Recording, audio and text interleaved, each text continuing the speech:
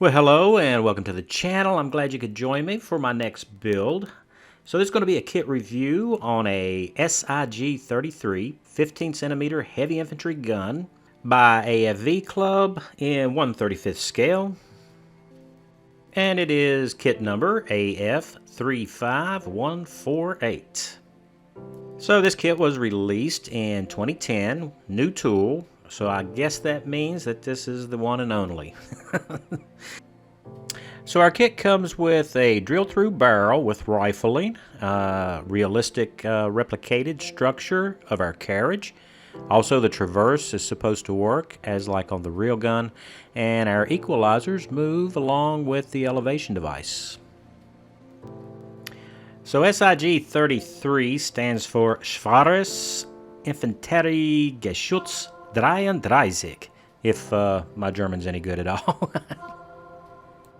So let's take a look at the contents of our box. Now you can see AFV Club has bagged our sprues to protect those, and that's pretty much the minimum that we expect from any reputable manufacturer of these kits.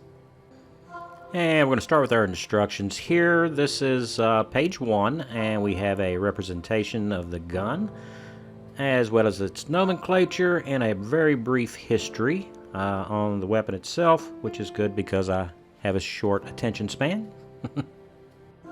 So page 2 has the little illustrations. It tells us to glue this and don't glue that and cut that and optional and all that, as well as our color list, which includes Hobby Color, Mr. Color Spray, Humbrol, Revell, and Life Color.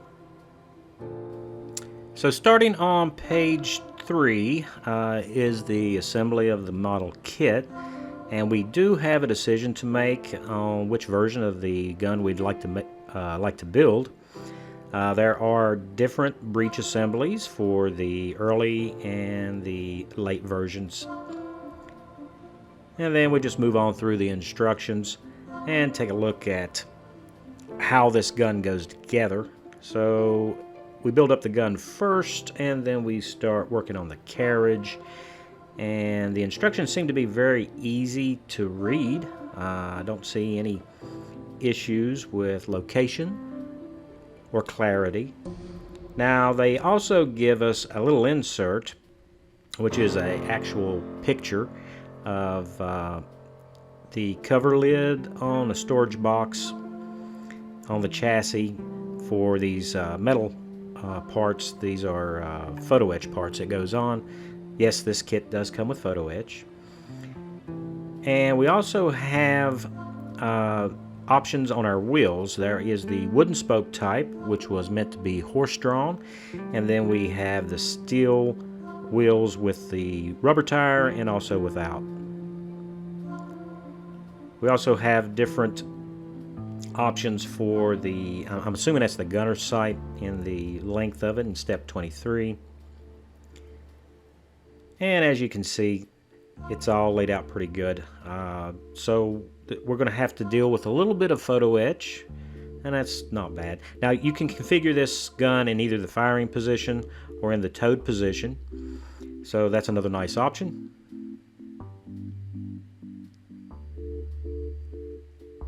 Just keep that in mind as you're building the kit, which version you're building.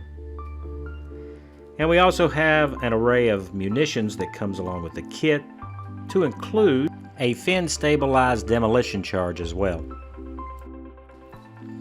And we also have our marking and painting diagram for call out in German gray or dark yellow, along with our 15cm ammo and accessories, which also includes a muzzle cap if you're going to go with the transport version. On our back page we have our parts list, which is our sprue map. Shows us everything that's included in the kit, but if you're going to use it to try to identify a part, that might be somewhat of a problem unless you use a magnifying glass, because I can't hardly see the sprue markings on there.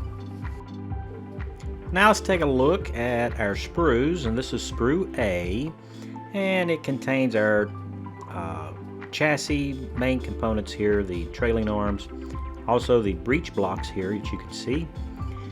And we have two different versions we can choose from for our breech assembly. And there they are illustrated. Now they do have a seam line on them that we're going to have to sand out, and just a little bit of flash, not much at all.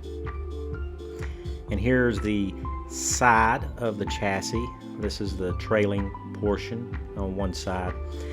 And they also have a lattice work that we're going to assemble onto the outside of these. Adds a whole lot of detail. I'm glad they didn't just mold that in to the side rails. And we have some really good rivet detail that you can see here on the recoil slide portion of the gun. And here's the quadrant for elevating the gun. We got nice tooth detail there. And we also have a lot of brackets and handles and other small pieces that will go on to hold the shields. Next up is Sprue B, which contains our side shields, and a lot of rivet detail and bracket detail on these, as well as other structural members there for the chassis, as well as our, I think it's the quadrant sight. See, it's got a lot of detail in the quadrant sight there. Very nicely molded, and very little seam line or flash that we'll have to clean off of these parts. You can see there we got our pick and some other attachment pieces, as well as the chock for firing, and a T-handle for the crew to use to reposition the weapon.